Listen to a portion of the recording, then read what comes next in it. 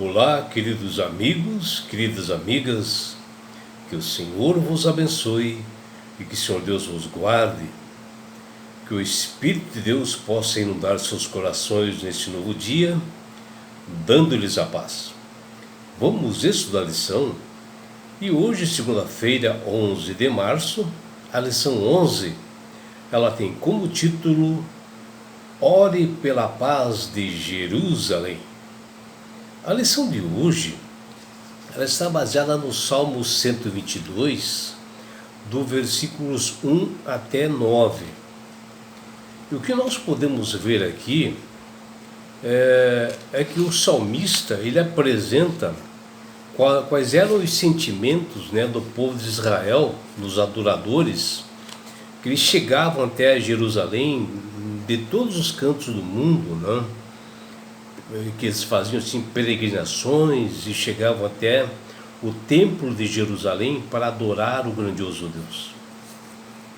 E aqui o salmista, ele enfatiza, principalmente ali no versículos de 1 a 5, ele enfatiza a importância de ir à casa do Senhor, ao templo, à igreja. E ele menciona que o povo de Israel, eles expressavam assim, uma alegria enorme, uma satisfação grande, uma gratidão imensa a Deus ao comparecer nesse local, no templo de Jerusalém. Eles iam lá para um culto que a cada 3 anos havia ali. E a emoção de todos que chegavam ali àquele templo de Jerusalém, ela era assim tomada de sentimentos mais felizes, de todas as pessoas, onde até os peregrinos, às vezes pessoas que vinham pela primeira vez, sentiam-se alegres, satisfeitos, ao se encontrarem com Deus naquele templo. E nesse lugar, eles esperavam sempre encontrar justiça e uma adoração verdadeira a Deus. E ali já no mesmo Salmo 122, do versículo 6 a 9, o que nós podemos ver que este Salmo, ele não é apenas um cântico de celebração lá em Jerusalém, mas mostrava um lugar de oração, e oração pela paz de Jerusalém, que era um lugar bem central, das pessoas adorarem a Deus. E acima de tudo, pelo bem-estar da cidade, para que tudo ocorresse bem. Eles oravam assim com fervor, porque Jerusalém sempre passava assim por conflitos, por ser um ponto central de adoração a Deus, e havia muitas tradições religiosas ali que precisavam de harmonia, precisavam de paz, para que tivesse uma união. E isso só se conseguia através de orações e clamor para Deus, para que Deus atuasse, entre esses fiéis de Deus, ali em Jerusalém, para acima de tudo tivesse o bem-estar na comunidade ali em Jerusalém, que todos pudessem ter o devido entendimento. E Jerusalém, do Antigo Testamento, ele era o centro político, do povo de Israel, e principalmente nesta época, era o orgulho da nação, e onde ficava situado o templo, que Deus havia idealizado e pedido para construir, por determinações, por ordenanças do Criador. E além disso, nas festividades religiosas, reunia todos os judeus de todos os lugares, de todas as nações, tribos, do Senhor, para renderem graças a Deus. E fala lá no Salmo 122, versículo 4. E nesse salmo, o escritor ele expressa todas as emoções e sentimentos dos peregrinos ao eles chegarem a Jerusalém. com satisfação e felicidade, os fiéis iam se unindo e se ajuntando a cada 3 anos nesse local, né, para eles terem esse encontro com Deus. E era uma alegria enorme comemorar a bondade do Senhor para com eles, né, tanto lá no passado como no presente, para eles receberem bênçãos do Senhor, que é mencionado no livro de Deuteronômio, capítulo 16, versículo 16. A cidade de Jerusalém, sendo o centro, né, da vida da nação, porque ali estava um verdadeiro testemunho de Israel, né, que fala no Salmo 122, versículo 4. E ali também estavam os tronos de justiça, que fala no Salmo 122, versículo 5. Jerusalém, conforme determinações de Deus, era um lugar que deveria promover a paz e onde todos deveriam orar por ela, para que sejam assim prósperos, né, os que amam, né? Falar no Salmo 122, versículo 6. O testemunho de Israel, quando é mencionado aqui no Salmo, ele se refere-se ao santuário chamado de o Tabernáculo do Testemunho, que aparece no livro de Números, capítulo 1, versículo 50. É o cantinho, né, do tabernáculo, né, do testemunho, principalmente onde se encontrava a arca, e fala em Êxodo 25, versículo 22. E os tronos estabelecidos para a justiça retratam o sistema judicial em Jerusalém, que fala em 2 Samuel, capítulo 8, versículo 15.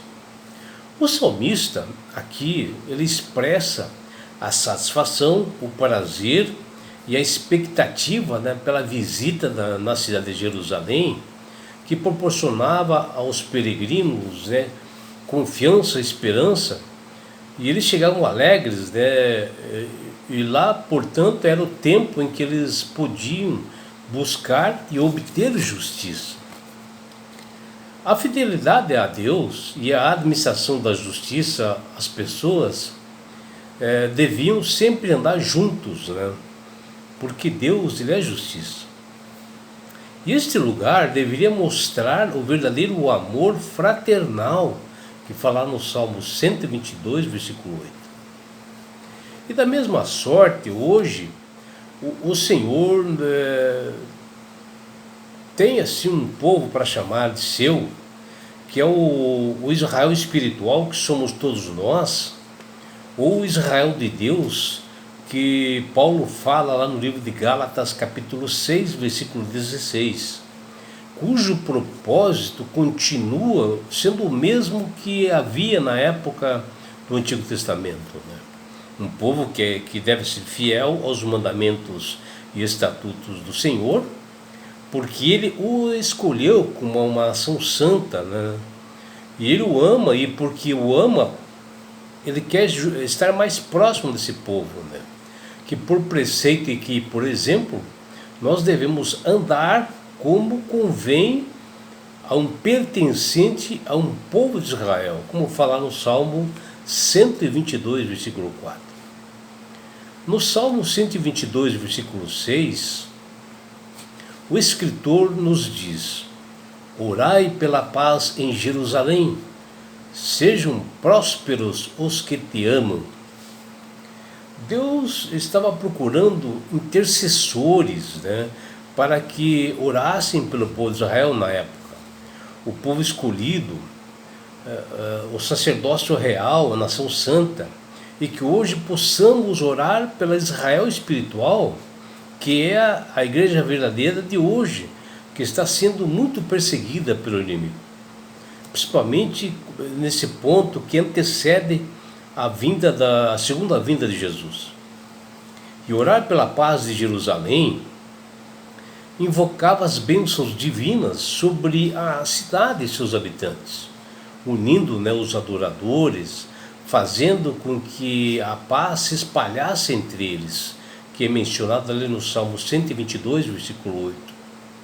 E orar é cumprir uma ordenança de Deus, né? Buscar uma comunhão com Ele para que ele possa atuar nos pontos principais e importantes, né, de Israel. E esta é a hora em que o corpo de Cristo precisa se posicionar e agir como Rute fazia, né? A moabita, ela é a figura representante, né, da igreja gentil, os estrangeiros de fora da igreja, porque nesta época, né, quando eles se reuniam lá no templo de Jerusalém, uma grande parte era de gentios, peregrinos que vinham de todas as partes do mundo. E Jerusalém só poderia ser a cidade da paz se existisse a verdadeira paz entre Deus e o seu povo, entre os próprios filhos de Deus, entre os crentes, né, para que fossem unidos, né, em prol realmente da salvação de todos. E assim a oração pela paz de Jerusalém transmitia um apelo ao povo para que vivesse em paz com Deus e uns com os outros, né, para que um ajudasse ao outro. Na paz de Jerusalém, assim o povo poderia prosperar, que fala em Salmo 147, versículos 12 até 14. Jerusalém possuía um significado profundo em muitas culturas e crenças. Precisava de orações para se ter o devido entendimento pelo bem-estar de toda a comunidade da fé. E esta nação deveria ser o assunto principal das orações dos filhos de Deus, pois somente o povo comprometido com Deus, forte e unido, podem proclamar a verdade, as boas novas da salvação e a paz de Deus ao mundo que está em grande conflito, e também nos dias de hoje, né? Principalmente que antecede a volta de Jesus. Que esse grande conflito é mencionado ali no livro de João, capítulo 13, do versículo 34 até 35. Ao estudarmos o Salmo 122, é possível desvendar as camadas do significado que refletem não apenas o conteúdo histórico e religioso ali de Jerusalém e que foi escrito, mas também as lições atemporais que esse salmo transmite para todos nós. Orar pela paz de Jerusalém ainda hoje é um privilégio a todos nós e uma responsabilidade dos crentes atuais, pois mantém viva a esperança da vinda do reino da paz de Deus no fim dos tempos, que está muito próximo. Os sinais da paz de Jesus estão bem presentes nos dias de hoje, e que abrangerá não apenas a cidade de Jerusalém, mas sim o mundo inteiro, né? Como fala em Isaías capítulo 52, versículo 7, também fala em Isaías capítulo 66, versículos 12 e 13, e fala no livro em que João expressa todo esse conhecimento, no livro do Apocalipse, capítulo 21 e capítulo 22. E é por isso, meu amigo, minha amiga, que Deus tem falado com todas as pessoas para aceitarem a Jesus como Salvador e Senhor. Porque a partir do momento que você aceita Jesus como Salvador e Senhor, você passa a ter sabedoria, ter entendimento, porque o Espírito Santo começa a trabalhar na sua mente. E você tomará consciência, né, de que se faz necessário você orar, ter uma comunhão diária todos os dias, se consagrar ao Senhor, ser batizada pelo Espírito Santo, e você orar também pela Israel espiritual que somos nós hoje, para uma paz no mundo, para que o Evangelho alcance pessoas, né? Para que possamos abreviar a volta de Jesus. E não é só isso, meu amigo, minha amiga. Quando você aceita Jesus como Salvador e Senhor, você ganha de Deus esse presente que chama-se salvação. E com isto, Jesus vai levar-te para as mansões celestiais. Um lugar, meu amigo, minha amiga, de onde não haverá mais morte, não haverá mais dores, não haverá mais sofrimento, não haverá mais perseguições, porque você estará nas mansões celestiais, estará na grande bodas do Cordeiro Jesus. Você poderá ver seus entes queridos, você poderá estar face a face com Deus. E sabe por que Deus quer fazer isto com você, meu amigo, com você, minha amiga? Porque Jesus te ama. Abraços do seu amigo João Carlos Amorim.